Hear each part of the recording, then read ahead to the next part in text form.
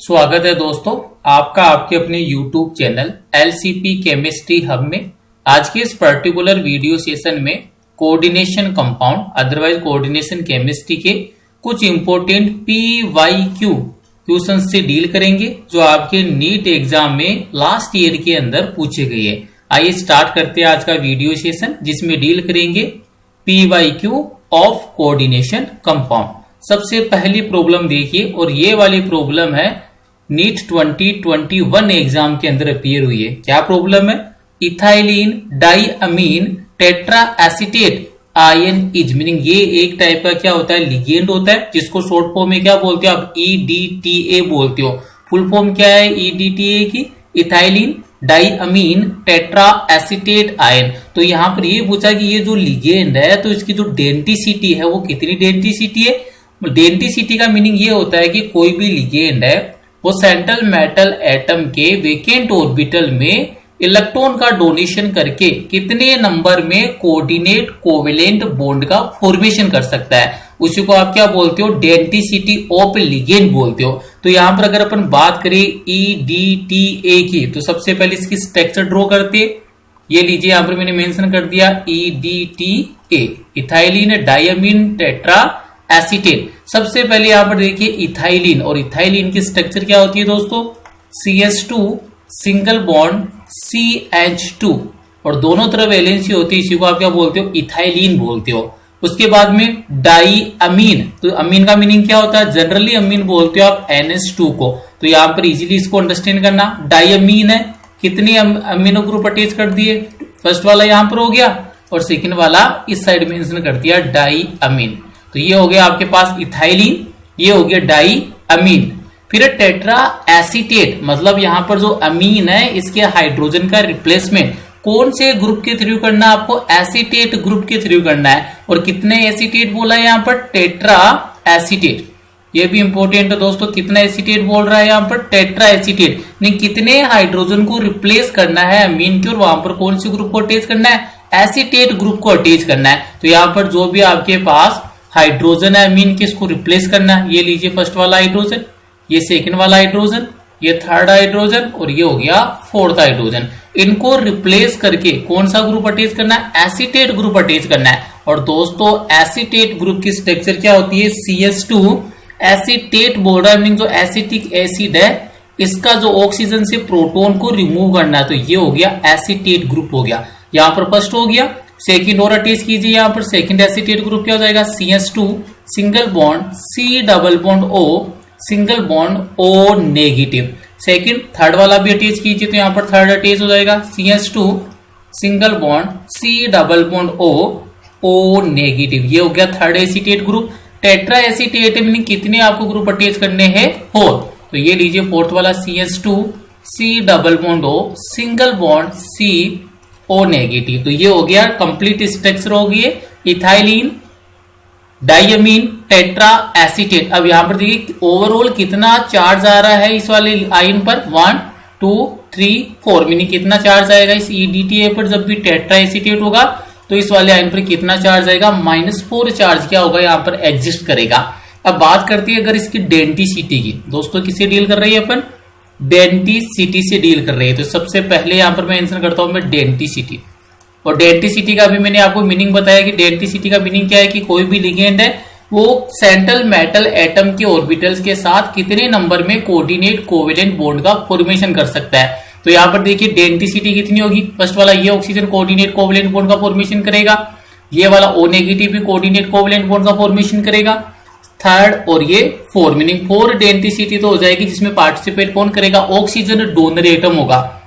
Second thing देखिए यहाँ पर नाइट्रोजन, और नाइट्रोजन के पास वैलेंस शेल में कितने इलेक्ट्रॉन प्रेजेंट होती है, 5। 3 तो बॉन्ड फॉर्मेशन में यूटिलाइजेशन हो गया, रिमेनिंग इलेक्ट्रॉन कितना रह गया, 2। और 2 इलेक्ट्रॉन को कंबाइन फॉर्म में क्या बोलते हो आप, लोन पेयर बोलते हो। और लिगेंड कौन सी स्पीसीज होती है, लिगेंड ऐसी स्पीसीज होती है जिसके पास एक्स्ट्रा क्या प्रेजेंट होता है, लोन पेयर प्रेजेंट होता है। और ये क्या करते हैं, इन लोन पेयर को, इन इलेक्ट्रॉन को सेंट्रल मेटल एटम के वेकेंट ऑर्बिटल में डोनेट करके कोऑर्डिनेट कोवेलेंट बॉन्ड का फॉर्मेशन करता है।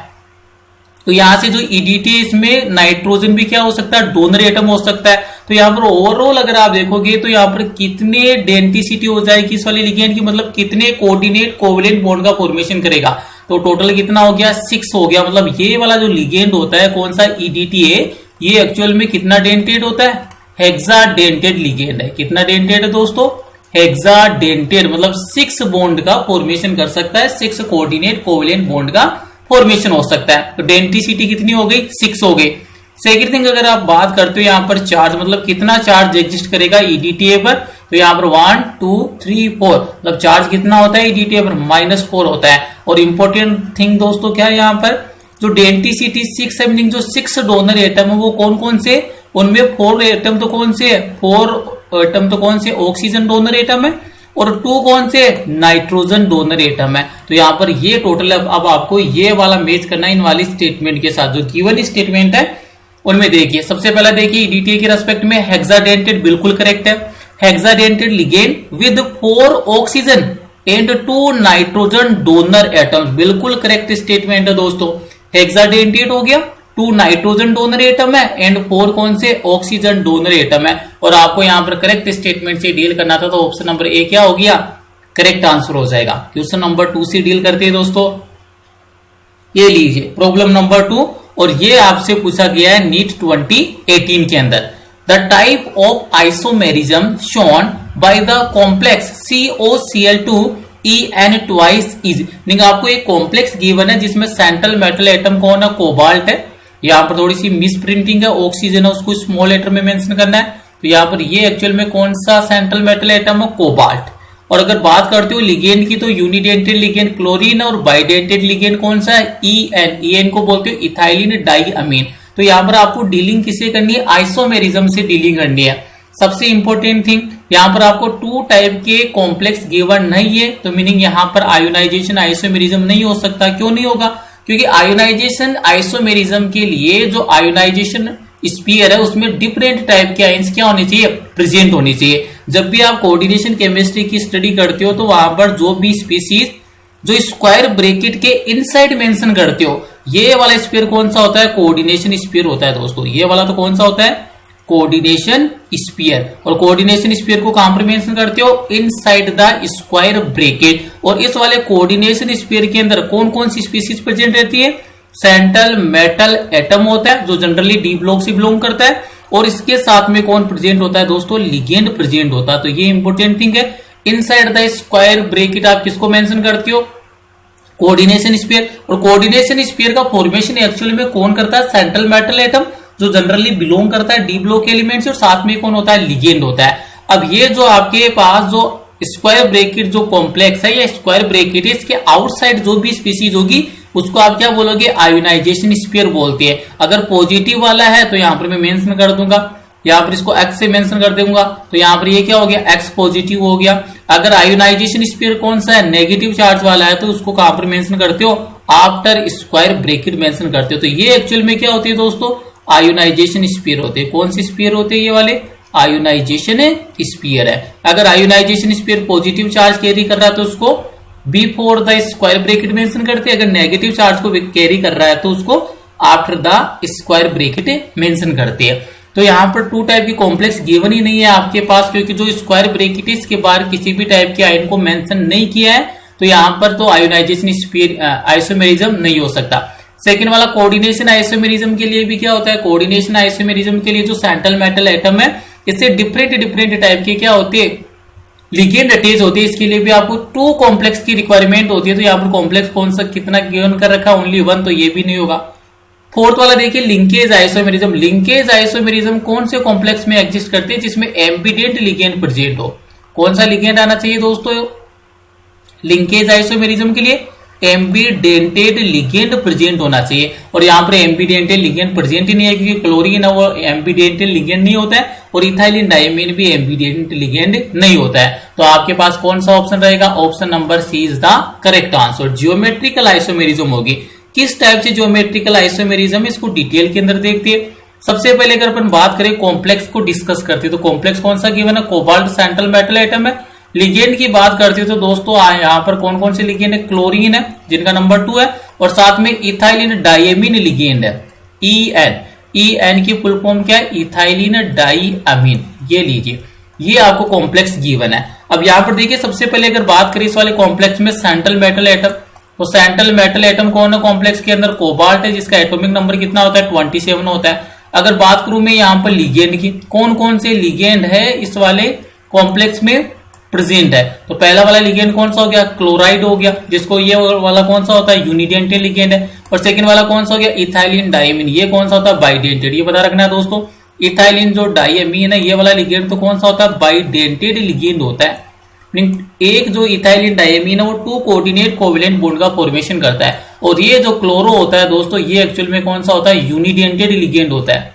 कौन सा लिगेंड है, यूनिडेंटेड या मोनोडेंटेड लिगेंड होता है। अब यहां पर देखिए, कोऑर्डिनेशन नंबर की अगर मैं बात करूं तो इस वाले कॉम्प्लेक्स के लिए कोऑर्डिनेशन नंबर कितना है, मीनिंग यहां पर कोऑर्डिनेशन नंबर का मीनिंग क्या होता है, generally the number of coordinate covalent bond is formed by ligand with central metal atom is known as coordination number. मतलब जो भी लिगेंड है वो सेंट्रल मेटल एटम के साथ कितने नंबर में कोऑर्डिनेट कोवेलेंट बॉन्ड का फॉर्मेशन कर रहा है, उसी नंबर को कोऑर्डिनेशन नंबर बोलते हो। तो कितने क्लोरो है, 2, और एक क्लोरो कितना बॉन्ड का फॉर्मेशन करेगा, कोऑर्डिनेट कोवेलेंट बॉन्ड 1, तो 2 का कितना हो गया, यहाँ पर 2 तो क्लोरो हो गया। 1 इथाइलिन डायमीन बाइडेंटेड लिगेंड है, तो कितना हो गया 2, 2 का कितना हो जाएगा 4, तो 4 + 2 कितना हो गया 6, तो कोऑर्डिनेशन नंबर कितना होगा दोस्तों, यहाँ पर 6 होगा। मीनिंग इस वाले कॉम्प्लेक्स में total number of coordinate covalent bond is equal to 6। अगर कोऑर्डिनेट कोवेलेंट नंबर 6 है तो दोस्तों इस वाले कॉम्प्लेक्स की अगर आप बात करते हो ज्योमेट्री, तो किस टाइप की ज्योमेट्री का फॉर्मेशन हो गया, keep it in mind, when coordination number is 6 then geometry is always octahedral. किस टाइप की ज्योमेट्री का फॉर्मेशन होगा, ऑक्टाहेड्रल का फॉर्मेशन होगा। और किस टाइप का केस है ये भी इंपॉर्टेंट है, जब भी आप आइसोमेरिज्म से डील करते हो तो ये एक्चुअल में किस टाइप का केस है। यहाँ पर सेंट्रल मेटल एटम को मैंने एम से रिप्रेजेंट किया है, ये यूनिडेंटेड लिगेंड है तो इसको मैंने मेंशन कर दिया ए से, कितने नंबर में 2 में। और सेकंड वाला ये कौन सा लिगेंड है आपके पास, बाइडेंटेड लिगेंड है, जिसमें दोनों डोनर एटम क्या होते हैं, सेम होते हैं। इथाइलिन डायमीन में जो दोनों डोनर एटम कौन से होते हैं, both donor atoms are nitrogen atom, तो यहां पर इसको मैंने मेंशन कर दिया बी से। मतलब यहां पर कितना डेंटेड लिगेंड हो गया, बाइडेंटेड, और दोनों डोनर एटम क्या है, सेम है, तो यहां पर मैंने बीबी से मेंशन किया और इसका नंबर कितना है 2 है। तो दोस्तों ये वाला केस बन गया आपके ऑक्टाहेड्रल के अंदर Ma2Bb ट्वाइस। तो यहां पर कितने टाइप के इसके ज्योमेट्रिकल आइसोमेरिज्म पॉसिबल है, 2 टाइप के ज्योमेट्रिकल आइसोमेरिज्म पॉसिबल है। फर्स्ट वाला सिस हो गया दोस्तों, और सेकंड वाला कौन सा हो गया, ट्रांस हो गया। सबसे पहले सिस वाले की स्ट्रक्चर में ड्रॉ करके आपको मेंशन कर देता हूं। ऑक्टाहेड्रल का मीनिंग ये हो गया, ऑक्टाहेड्रल इस टाइप का होता है, सेंट्रल मेटल एटम कौन है, कोबाल्ट। ये लीजिए मैंने मिड में किसको मेंशन कर दिया, कोबाल्ट। ऑक्टाहेड्रल ज्योमेट्री एक्चुअल में दोस्तों इस टाइप की होती है। तो सबसे पहले अगर मैं बात करूं कौन से आइसोमर की, सिस आइसोमर की, तो सिस आइसोमर की स्ट्रक्चर किस टाइप से फॉर्म हो जाएगी, क्योंकि सिस आइसोमर के अंदर दोस्तों जो भी सेम लिगेंड है उनके मिड में जो बॉन्ड एंगल है वो कितना नहीं होना चाहिए, 180 डिग्री नहीं होना चाहिए। सेम लिगेंड कौन से, क्लोरीन वाले, ये फर्स्ट वाला क्लोरीन, ये कौन सा हो गया, सेकंड वाला क्लोरीन हो गया। क्लियर है यहां तक। अब अगर आप बात करते हो यहां पर अदर लिगेंड की, तो अदर लिगेंड कौन सी, इथाइलिन डायमीन है। इसको मैं डिफरेंट कलर से मेंशन करता हूं जिससे आपको इजी रहे अंडरस्टैंड करने के लिए। ये लीजिए दोस्तों, ये वाला बाइडेंटेड लिगेंड कौन सा आ गया, इथाइलिन डायमीन यहां पर आ गया, और 1 इथाइलिन डायमीन कहां पर आ जाएगा, यहां पर आ जाएगा। तो ये वाली तो एक्चुअल में कौन सी फॉर्म है, सिस फॉर्म है, क्योंकि यहां पर जो सिमिलर लिगेंड है उनके मिड में कितना बॉन्ड एंगल है, 90 डिग्री है। अगर 180 डिग्री आ जाता है सिमिलर लिगेंड के मिड में बॉन्ड एंगल, तो कौन सा हो जाता है, वो ट्रांस हो जाता है। सेकंड थिंग अगर आप बात करोगे ट्रांस की, तो ट्रांस की स्ट्रक्चर किस टाइप से ज्योमेट्रिकल आइसोमेरिज्म ड्रॉ करोगे। ये लीजिए, सबसे पहले आपने मेंशन कर दिया ऑक्टाइड है, सेंट्रल मेटल एटम कौन है, कोबाल्ट है, इसको सेंटर में पुट कर दिया, और ये होता है आपका ऑक्टाइड है। यहाँ पर जो ट्रांस का मीनिंग ही क्या होता है कि जो सिमिलर लिगेंड है इनके मिड में कितना बॉन्ड एंगल होता है, 180 डिग्री। तो यहाँ पर फर्स्ट वाला क्लोरीन यहाँ पर पुट कीजिए, सेकंड वाला क्लोरीन यहाँ पर पुट कीजिए। ये देखिए जो दोनों सिमिलर लिगेंड है इनके मिड में बॉन्ड एंगल कितना हो रहा है, 180। ये कौन सी फॉर्म है दोस्तों, ट्रांस फॉर्म है। इसके साथ में अब रिमेनिंग लिगेंड कौन सा रह गया यहाँ पर, इथाइलिन डायमीन, बाइडेंटेड है, तो ये लीजिए फर्स्ट वाला इथाइलिन डायमीन, और ये वाला कौन सा हो गया दोस्तों, सेकंड वाला इथाइलिन डायमीन। तो ये तो सिस हो गया, और ये वाला कौन सा हो गया, ट्रांस हो गया। तो करेक्ट आंसर क्या हो जाएगा, ज्योमेट्रिकल आइसोमेरिज्म शो करेगा, और कितने टाइप के बनेंगे, 2 टाइप के, सिस एंड ट्रांस होगा। नेक्स्ट वाले क्वेश्चन की ओर मूव करते हैं दोस्तों। The geometry and magnetic behaviour of the complex nickel tetra carbonyl are, मतलब यहां पर आपको कॉम्प्लेक्स गिवन है NiCO4 और इस कॉम्प्लेक्स के लिए आपको क्या फाइंड आउट करना है, इसकी ज्योमेट्री फाइंड आउट करनी है और ज्योमेट्री के साथ साथ इसका जो मैग्नेटिक बिहेवियर है, देखिए पैरामैग्नेटिक होगा या फिर डायामैग्नेटिक होगा, इससे आपको क्या करना है दोस्तों, डील करना है। तो आइए सबसे पहले अपन डील करते हैं NiCO4 कॉम्प्लेक्स से। तो किस टाइप से इसको अंडरस्टैंड करना है, इसको अंडरस्टैंड करना आपको with the help of VBT, valence bond theory के बेस पर ये क्या होगा, इजीली सोल्व हो जाएगा। सोल्व करता हूं दोस्तों मैं इसको, निकिल टेट्रा कार्बोनिल NiCO4 और आपने डी ब्लॉक जो चैप्टर होता है उसके अंदर एक स्टेटमेंट पढ़ा होगा जो एनसीईआरटी में भी मेंशन है, when carbonyl ligands are attached to d block elements then the oxidation state of d block elements will be zero. Meaning यहां पर अगर लिगेंड कौन सा, ओनली कार्बोनिल आ रहा है और डी ब्लॉक का एलिमेंट उससे ओनली कार्बोनिल लिगेंड अटैच है, तो दोस्तों उसका ऑक्सीडेशन नंबर कितना होगा, जीरो होगा। तो सबसे फर्स्ट थिंग क्लियर होगी कि जो निकिल है यहाँ पर कौन सी ऑक्सीडेशन स्टेट शो करेगा, जीरो, और जीरो ऑक्सीडेशन स्टेट के अंदर बताइए निकिल का क्या ईसी हो जाएगा, इलेक्ट्रॉनिक कॉन्फ़िगरेशन क्या होगा, यहाँ पर आर्गन तो आ गया 18 तक, निकिल का एटॉमिक नंबर कितना होता है दोस्तों, 28 होता है, तो यहाँ पर क्या इसका ईसी बन जाएगा 3D8 हो जाएगा और 4s कितना हो गया दोस्तों, 2 हो गया। ये एक्चुअल में क्या हो जाएगा दोस्तों, इसका इलेक्ट्रॉनिक कॉन्फ़िगरेशन हो जाएगा कौन से एटम का, निकिल का हो जाएगा। अब अगर दोस्तों अपन यहां पर बात करें लिगेंड कौन सा, तो लिगेंड आपके पास कार्बोनिल। सबसे पहले मैं इस निकिल के ऑर्बिटल्स मेंशन कर देता हूं, ये लीजिए दोस्तों, सबसे पहले मैंने यहां पर मेंशन कर दिया डी ऑर्बिटल, कितने डी ऑर्बिटल्स प्रेजेंट होते हैं 5, तो ये लीजिए यहां पर मैंने मेंशन कर दिए, ये कौन से है 3D। नेक्स्ट वाला कौन सा है S, S में 1 ऑर्बिटल होता है, ये 4s हो गया, और इसके नेक्स्ट वाले कौन से होंगे 4p होंगे, तो यहां पर मैंने कौन से मेंशन कर दिए 4p मेंशन कर दिए। निकिल कितनी ऑक्सीडेशन स्टेट में, जीरो में, तो यहां पर मैंने मेंशन कर दिया जीरो ऑक्सीडेशन स्टेट के लिए। इलेक्ट्रॉनिक जो कॉन्फ़िगरेशन है उसको फिल कीजिए, डी में 8 इलेक्ट्रॉन है तो 1 2 3 4 5 6 7 और 8। एस में कितने इलेक्ट्रॉन है 2, तो ये एस में मैंने मेंशन कर दिए 2 इलेक्ट्रॉन। नेक्स्ट वाला इंपोर्टेंट है दोस्तों, यहाँ पर लिगेंड कौन है, कार्बोनिल, तो यहाँ पर मैंने मेंशन कर दिया CO। कार्बोनिल एक्चुअल में किस टाइप का लिगेंड होता है, carbonyl is a strong field ligand, SFL होता है। SFL का मीनिंग क्या है, स्ट्रॉन्ग फील्ड लिगेंड है। तो यहां पर क्या होगा, जो सेंट्रल मेटल एटम है इसके इलेक्ट्रॉनिक कॉन्फ़िगरेशन में क्या होगा, चेंज होगा।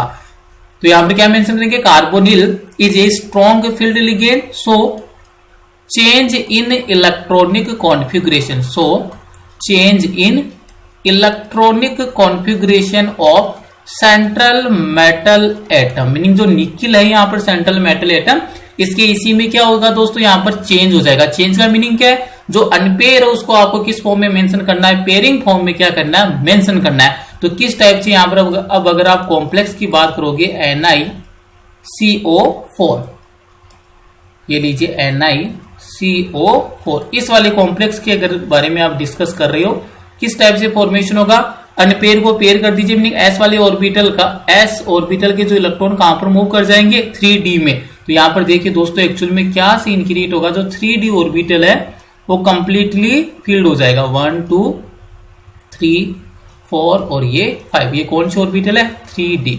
नेक्स्ट वाला कौन सा है 4s है, ये 4s हो गया, और इसके नेक्स्ट कौन सा है दोस्तों 4p है, तो ये लीजिए मैंने यहां पर कौन सा मेंशन कर दिया 4p मेंशन कर दिया। अगर बात करें आप चेंज इन इलेक्ट्रॉनिक कॉन्फ़िगरेशन की, तो देखिए किस टाइप से फिल करना है, 2 4 6, ये 7, ये 8, और ये 4s वाले इलेक्ट्रॉन कहां पर मूव कर जाएंगे डी में। क्यों ऐसा क्यों हो रहा है, क्योंकि जब ये जो कार्बोनिल लिगेंड है ये कैसा है, स्ट्रॉन्ग फील्ड लिगेंड है, तो क्या करेगा, चेंज करेगा electronic configuration of central metal atom. तो यहां पर ये दोनों इलेक्ट्रॉन को आपको मूव कर देना है। ये लीजिए इसको इसी कलर से मैं मेंशन कर देता हूं, ये लीजिए फर्स्ट वाला, ये सेकंड वाला एस इलेक्ट्रॉन आ गया, तो ये जो एस ऑर्बिटल क्या हो गया, वेकेंट हो गया। कितना कोऑर्डिनेशन नंबर है 4, कोऑर्डिनेशन नंबर का मीनिंग क्या होता है कि कितने नंबर में कोऑर्डिनेट बॉन्ड का फॉर्मेशन करा, तो कितने कार्बोनिल है 4, तो कितने कोऑर्डिनेट कोवलेंट बॉन्ड का फॉर्मेशन होगा 4 का। ये लीजिए दोस्तों फर्स्ट वाला आ जाएगा यहाँ पर कार्बोनिल कोऑर्डिनेट कोवलेंट बॉन्ड, ये सेकंड वाला कार्बोनिल, ये आ गया आपके पास थर्ड कार्बोनिल, और ये आ गया आपके पास फोर्थ कार्बोनिल। तो यहां पर बताइए कौन सा हाइब्रिडाइजेशन है, 1 2 3 4, कौन सा ऑर्बिटल इन्वॉल्व हुआ है, 1s एंड 3p। तो सबसे पहले बताइए यहाँ पर हाइब्रिडाइजेशन कौन सा जाएगा, sp3 क्या आ जाएगा दोस्तों, इस वाले कॉम्प्लेक्स का हाइब्रिडाइजेशन आ जाएगा। क्या आ जाएगा, हाइब्रिडाइजेशन। और आपको इस वाले कॉम्प्लेक्स से डील करना है। तो देखिए जब कॉम्प्लेक्स का फॉर्मेशन होगा तो उस वाली कंडीशन में अगर सेंट्रल मेटल एटम के पास अनपेयर इलेक्ट्रॉन प्रेजेंट है तो वो कैसा होता है, पैरामैग्नेटिक एंड कलरफुल। और अनपेयर इलेक्ट्रॉन एब्सेंट है तो कैसा होता है, डायमैग्नेटिक एंड कलरलेस होता है। तो यहां पर देखिए क्या अनपेयर इलेक्ट्रॉन प्रेजेंट है, क्या नहीं है। जितने भी इलेक्ट्रॉन है वो कौन सी फॉर्म में, पेयर्ड फॉर्म में है, पेयरिंग हो रखी है यहाँ पर। तो यहाँ पर अनपेयर इलेक्ट्रॉन क्या है, 0। तो यहाँ पर मैं मेंशन करूंगा n इक्वल टू 0, जहां पर n क्या मेंशन कर रहा है, where n equal to number of unpair electron equal to 0। तो यहाँ पर जब भी अनपेयर इलेक्ट्रॉन का नंबर 0 आएगा तो दोस्तों उसका नेचर कैसा होता है, डायामैग्नेटिक बिहेवियर शो करता है। कौन सा, डायामैग्नेटिक बिहेवियर। और जब भी अनपेयर इलेक्ट्रॉन प्रेजेंट होता है तो कौन सा होता है, पेरा होता है। तो दो बातें पता चल गई आपको, हाइब्रिडाइजेशन कौन सा, sp3, और नेचर कैसा होगा, डायमैग्नेटिक। और sp3 के अंदर बताइए दोस्तों मेरे को ज्योमेट्री कौन सी होती है, ऑलवेज sp3 में कौन सी ज्योमेट्री होती है, टेट्राहेड्रल ज्योमेट्री होती है। आंसर आपको बिल्कुल मिल जाएगा। स्क्वायर प्लेनर ये रॉन्ग हो गया क्योंकि sp3 के अंदर कौन सी होगी, tetrahedral. Tetrahedral geometry and diamagnetic बिल्कुल करेक्ट है दोस्तों, option number B is the correct answer. C भी देख लीजिए, स्क्वायर प्लेनर ये रॉन्ग हो गया। टेट्राहेड्रल ठीक है लेकिन कौन सा बोल दिया, पैरामैग्नेटिक, ये रॉन्ग हो जाएगा क्योंकि इसका नेचर है ना डायमैग्नेटिक है। डायमैग्नेटिक नेचर क्यों है, due to the absence of unpair electron.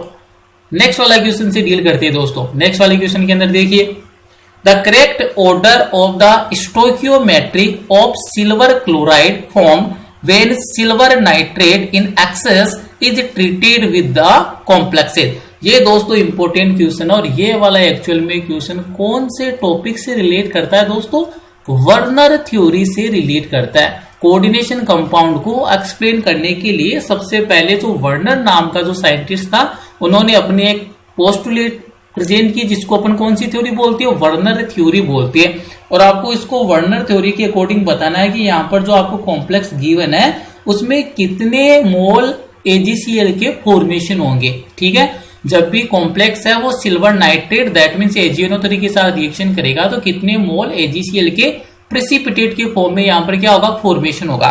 तो आइए दोस्तों स्टडी करते हैं। सबसे पहले कॉम्प्लेक्स कौन सा मेंशन कर रखा है, COCl3.6NH3। तो एक्चुअल में दोस्तों ये जब भी मैं बात करूंगा कॉम्प्लेक्स के फॉर्म में सबसे फर्स्ट वाला मेंशन कर रहा हूं तो सबसे फर्स्ट वाले में क्या कॉम्प्लेक्स बनेगा, CONH36। ये तो हो गया आपका कोऑर्डिनेशन स्पेयर। और आयोनाइजेशन स्पेयर में कौन आएगा, क्लोरीन आ जाएगा। तो ये हो गया कॉम्प्लेक्स नंबर 1। कॉम्प्लेक्स नंबर 2 की बात करेंगे, COCl3 तो ये वाला कॉम्प्लेक्स किस टाइप से फॉर्म होगा दोस्तों, ये लीजिए सेंट्रल मेटल एटम तो कौन हो गया, कोबाल्ट। NH3 का नंबर कितना है दोस्तों, 5। और Cl कितना मेंशन कर रखा है, 3। तो यहाँ पर 1Cl तो इनसाइड स्क्वायर ब्रैकेट आ जाएगा और 2Cl कहां पर आ जाएगा, outside the square bracket, meaning वो किसका पार्ट होगा, आयोनाइजेशन स्पेयर का पार्ट होगा। और कॉम्प्लेक्स नंबर C की बात करते हैं दोस्तों, COCl3.4NH3 तो किस टाइप से कॉम्प्लेक्स का फॉर्मेशन होगा, यहां पर भी आपके पास जो कोऑर्डिनेशन स्पेयर में सेंट्रल मेटल एटम तो कौन होगा, कोबाल्ट होगा। अमीन कितनी टाइप की लिगेंड है, यहाँ पर NH3 कितना है, 4। कोऑर्डिनेशन नंबर 6 है तो यहाँ पर क्या आ जाएगा, Cl2। कितना क्लोराइड बाहर आएगा दोस्तों, ओनली 1 क्लोरीन क्या आएगा, आउटसाइड स्क्वायर ब्रैकेट मेंशन करेगा। और आपको एक बात मैं बता दूं दोस्तों, अभी अपने पहले देखा था कि जो इनसाइड द स्क्वायर ब्रैकेट आता है उसको तो कौन सा स्पेयर बोलते हो आप, कोऑर्डिनेशन स्पेयर। और आउटसाइड द स्क्वायर ब्रैकेट को क्या बोलते हो, आयोनाइजेशन स्पेयर। हमेशा पता रखना है कि दोस्तों ये वाला कौन सा होता है आपके पास, कोऑर्डिनेशन स्पेयर है।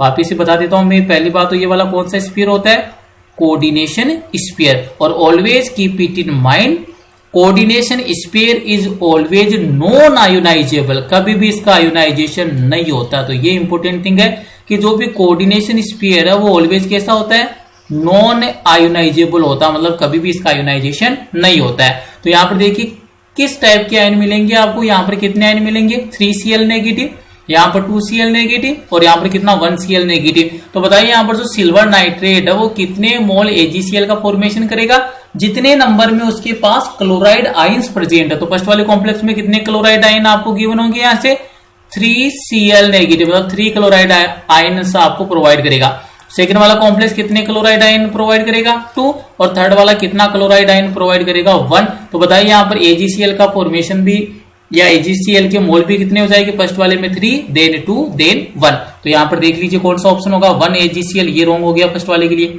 फर्स्ट वाले के लिए 3 बिल्कुल ठीक है, सेकंड वाले के लिए 2 होगा, यहाँ पर सेकंड वाले के लिए 1 मेंशन कर रखा है, ये भी इनकरेक्ट हो गया।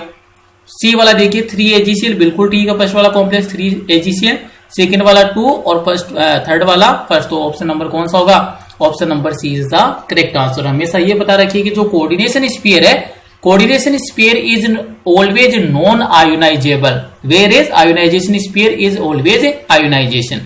ठीक है, मीनिंग जो आयोनाइजेशन स्फीयर है ये ऑलवेज कैसा होता है, आयोनाइज होता है, आयंस प्रोवाइड करवाएगा, लेकिन जो कोऑर्डिनेशन स्फीयर है वो कभी भी आयोनाइज नहीं होगा। नेक्स्ट वाला क्वेश्चन देखिए दोस्तों, the correct increasing order of trans effect, ये इंपॉर्टेंट थिंग है दोस्तों, हायर क्लासेस के अंदर आप इससे स्टडी करते हो। Trans effect of the following species, ये आपको स्पीसीज गिवन है और इन स्पीसीज में से दोस्तों आपको क्या आइडेंटिफाई करना है कि आप जो ट्रांस इफेक्ट है वो कौन से लिगेंड का क्या होगा, मैक्सिमम होगा। तो सबसे पहले तो मैं आपको ट्रांस इफेक्ट से रिलेटेड कुछ इंपॉर्टेंट थिंग है उससे डील करवाता हूं।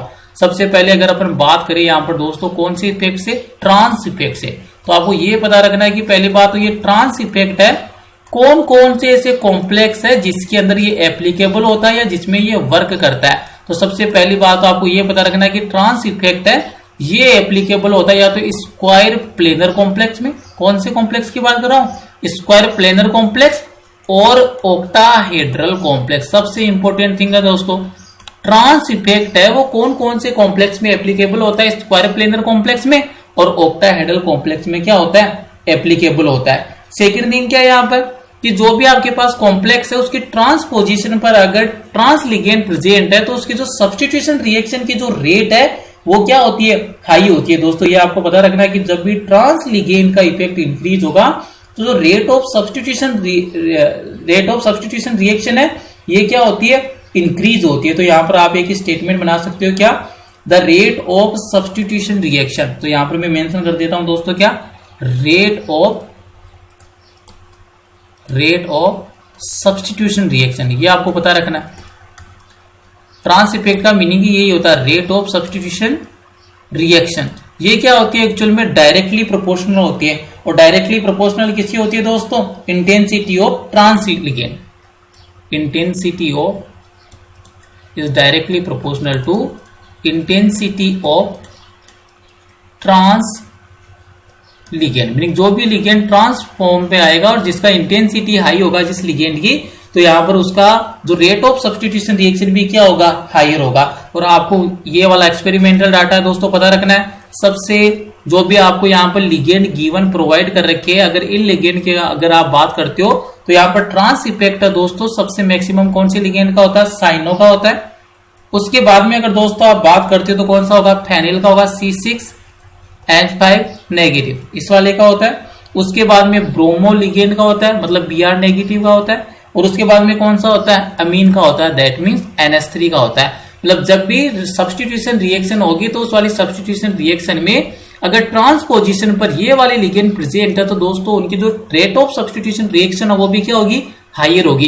कौन से कॉम्प्लेक्स के अंदर ये आपको सीन होता है तो ये पता रखना, या तो स्क्वायर प्लेनर कॉम्प्लेक्स होना चाहिए, अदरवाइज ऑक्टाहेड्रल कॉम्प्लेक्स होना चाहिए। और जो रेट ऑफ सब्स्टिट्यूशन रिएक्शन है ये डायरेक्टली प्रोपोर्शनल है intensity of a trans ligand, meaning जो ट्रांसपोजिशन पर अगर इन लिगेंड में से कोई भी लिगेंड प्रेजेंट होता है तो उनकी जो रेट ऑफ सब्स्टिट्यूशन रिएक्शन भी क्या होती है, हायर होती है। सबसे मैक्सिमम किसकी होती है, साइनो के लिए, फिर C6H5 नेगेटिव के लिए, फिर ब्रोमो और उसके बाद में अमीन के लिए। तो दोस्तों ये वाला ऑप्शन देख लीजिए कौन सा ऑप्शन है जिसके अंदर आपको ये मेंशन कर रखा है। तो पहले देखिए NH3 ये तो इनकरेक्ट हो गया, सबसे maximum cyano, then C6H5 negative, bromo और अमीन। तो ऑप्शन नंबर कौन सा करेक्ट हो जाएगा, B is the correct answer. ये काफी इंपोर्टेंट बनता है दोस्तों ट्रांस इफेक्ट, तो इसको जरूर देख लेना। अगर आपको इसको लैंग्वेज के फॉर्म में अंडरस्टैंड कराऊं ट्रांस इफेक्ट क्या होता है, तो trans effect is the effect of a coordinated group upon the rate of substitution at the position of trans to itself in a square planar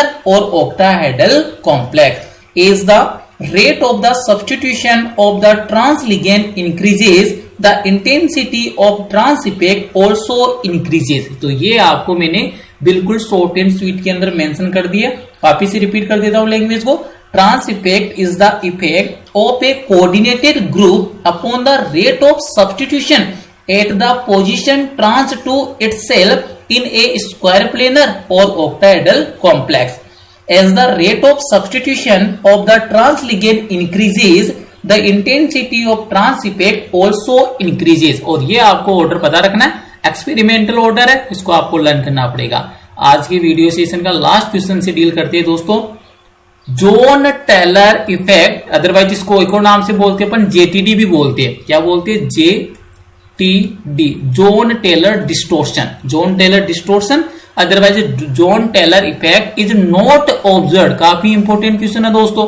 ये किसमें ऑब्जर्व नहीं होता है? In high spin complex. और कंडीशन मेंशन कर दिए कि दोस्तों कौन सा कॉम्प्लेक्स गिवन है आपको? हाई स्पिन कॉम्प्लेक्स गिवन है. और कौन से कॉम्प्लेक्स के लिए? जनरली आपको अगर मैं बात बताऊं कि जो ये जो जोन टेलर जो डिस्टोर्शन है, ये एक्चुअल में कौन से कॉम्प्लेक्स के अंदर दोस्तों आपको सीन होगा? ऑक्टाहेड्रल कॉम्प्लेक्स में क्या होता है? सीन होता है. तो इसके लिए मैं आपको बिल्कुल हिंट प्रोवाइड करता हूं, इसको इजीली अंडरस्टैंड करना. ये भी आपको हायर क्लासेस के अंदर इसकी डिटेल में स्टडी मिलती है. जेटीडी, जेटीडी की फुल फॉर्म क्या हो गई? Jahn Teller distortion otherwise Jahn Teller effect हो गया. सबसे इंपॉर्टेंट थिंग ये दोस्तों कौन से कॉम्प्लेक्सेस में सीन होता है? ऑक्टाहेड्रल कॉम्प्लेक्सेस में क्या होता है? सीन होता है. सबसे इंपॉर्टेंट थिंग है दोस्तों. कौन से कॉम्प्लेक्सेस में सीन होता है? ये ऑक्टाहेड्रल कॉम्प्लेक्सेस में सीन होता है. सेकेंड थिंग, किस टाइप का इलेक्ट्रॉनिक कॉन्फ़िगरेशन प्रेजेंट होना चाहिए? तो दोस्तों आपको ये पता होना चाहिए कि यहां पर अनसिमेट्रिकल इलेक्ट्रॉनिक कॉन्फ़िगरेशन प्रेजेंट होना चाहिए. किस टाइप का?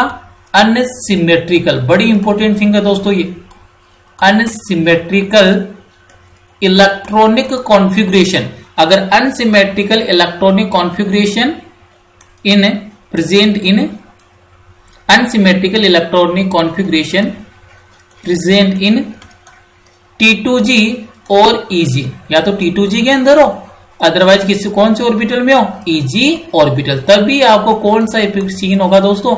Zone Teller. तो ये सबसे इंपॉर्टेंट थिंग है जोन टेलर डिस्टोर्शन के लिए. ये इंपॉर्टेंट थिंग है, सबसे इंपॉर्टेंट. क्या? सबसे पहली बात तो कौन से कॉम्प्लेक्स में सीन होता है? ऑक्टाहेड्रल में सीन होता है. उसके बाद में कंडीशन क्या है? तो कंडीशन क्या है? Unsymmetrical electronic configuration present in T2G और EG ऑर्बिटल. मतलब दोनों में से एक ऐसा ऑर्बिटल होना चाहिए जिसके अंदर किस टाइप का इलेक्ट्रॉनिक कॉन्फ़िगरेशन होना चाहिए? अनसिमेट्रिकल होना चाहिए, सिमेट्रिकल नहीं होना चाहिए. अब यहां पर अगर अपन क्वेश्चन के अकॉर्डिंग चले तो कौन सा कॉम्प्लेक्स बोला है दोस्तों? हाई स्पिन कॉम्प्लेक्स बोला है. कौन सा बोला है? High spin complex. तो यहां पर मैं आपको एक एक्स्ट्रा पॉइंट और मेंशन कर देता हूं.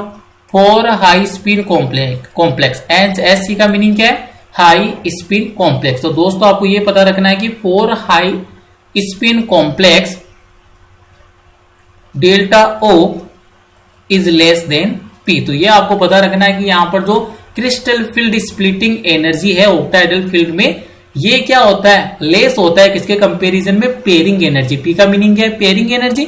और डेल्टा O का मीनिंग क्या है? Crystal field splitting energy in octahedral field. तो हाई स्पिन कॉम्प्लेक्स के लिए ये वाली कंडीशन होती है delta O is less than P. और आपको ये भी पता है कि जब भी D ऑर्बिटल से इनकी स्प्लिटिंग होती है, तो यहां पर भी मेंशन कर देता हूं दोस्तों, कितने सेट आपको ऑर्बिटल की ऑब्टेन होती है? There are 2 set of orbital. First कौन सा होता है? जो लोअर एनर्जी का, जिसको आप T2G बोलते हो. सेकंड वाला कौन सा होता है? हायर एनर्जी का, जिसको आप क्या बोलते हैं? EG बोलते हैं. तो ये हो गया आपके पास D ऑर्बिटल की splitting of D orbitals in octahedral field. अब यहां पर आपको इलेक्ट्रॉनिक कॉन्फ़िगरेशन मेंशन कर रखा है. सबसे पहले बात करेंगे दोस्तों कौन सा बोल रखा है? D7 के लिए डील करते हैं. तो देखिए D7 के लिए किस टाइप से इलेक्ट्रॉनिक कॉन्फ़िगरेशन बनेगा. सबसे पहले यहां पर दोस्तों मैं मेंशन कर रहा हूं D7 के लिए. इसके लिए D7 मीनिंग कितने इलेक्ट्रॉन है? D में 7. तो यहां पर मेंशन कीजिए. और कंडीशन यहां पर बोल दी इसने सभी के लिए. कौन सा बोला? हाई स्पिन बोला है. मीनिंग आपको इलेक्ट्रॉन्स की पेयरिंग नहीं करनी है. सबसे पहले 1 इलेक्ट्रॉन आपको एवरी ऑर्बिटल में फिल करना है. और उसके बाद में क्या स्टार्ट होगी? पेयरिंग स्टार्ट होगी. तो 7 इलेक्ट्रॉन की बात करता हूं तो ये फर्स्ट, ये सेकेंड, थर्ड, 4, 5, 6 और ये 7. अब दोस्तों आपको कैसे पता चलेगा कि कौन सा सिमेट्रिकल है, कौन सा अनसिमेट्रिकल है? अगर बात करो EG तो देखो 2 ऑर्बिटल है और दोनों में 1 इलेक्ट्रॉन है. तो ये तो क्या हो गया? सिमेट्रिकल. लेकिन बात करते हो T2G की, 3 ऑर्बिटल है. फर्स्ट वाला भी क्या है? पेयर्ड फॉर्म में. सेकंड वाला भी कौन सी फॉर्म में? पेयरिंग फॉर्म में. लेकिन थर्ड वाला क्या है? अनपेयर फॉर्म में. तो यहाँ पर T2G क्या हो गया? अनसिमेट्रिकल हो गया. जो भी अनसिमेट्रिकल है मैं उसको क्या कर रहा हूं? सर्कल कर रहा हूं. तो यहाँ पर क्या हो गया, अनसिमेट्रिकल हो गया T2G। और देखो अभी मैंने कंडीशन बताई है, JTD के लिए क्या होना चाहिए, ऑक्टाइडल कॉम्प्लेक्स होना चाहिए, फर्स्ट थिंग।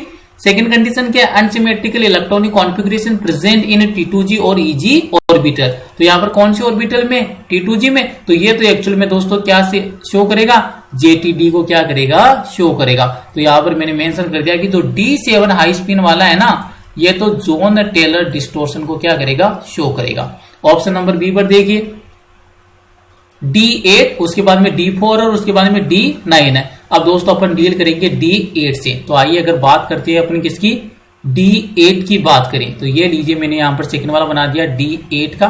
सेम यहाँ पर मैनर रहेगा स्प्लिटिंग का। ये लीजिए लोअर एनर्जी का T2G हो गया और हायर एनर्जी का कौन सा हो गया, AG हो गया। कितने इलेक्ट्रॉन फिल करने हैं दोस्तों आपकी बात, 8। तो इलेक्ट्रॉन की फिलिंग कीजिए। ये लीजिए 1 हाई स्पिन है, 2 3 4 5 6 7 और 8। ये देखिए EG भी कैसा है, सिमेट्रिकल, दोनों ऑर्बिटल में 1 1 इलेक्ट्रॉन है।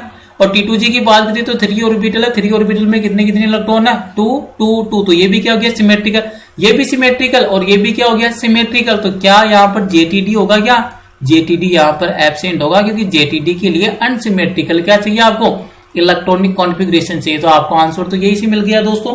कौन सा करेक्ट हो जाएगा आपके लिए, ऑप्शन नंबर बी क्या हो जाएगा, is the correct answer. Meaning जो D8 है कौन सा, हाई स्पिन का। ये भी पता रखना अगर लो स्पिन है तो आपको पहले पेयरिंग करवानी पड़ेगी, ठीक है। तो हाई स्पिन के लिए D8 क्या हो जाएगा, जोन टेलर डिस्टोर्शन को शो नहीं करेगा। नेक्स्ट वाले ऑप्शन भी चेक करते हैं D4 के लिए। तो ये लीजिए दोस्तों अपन D4 का भी मेंशन कर लेते। ये लीजिए D4 की बात कर रहा हूं मैं। सिमिलर यहाँ पर पैटर्न रहेगा स्प्लिटिंग का d ऑर्बिटल्स का इन ऑक्टाइडल फील्ड में।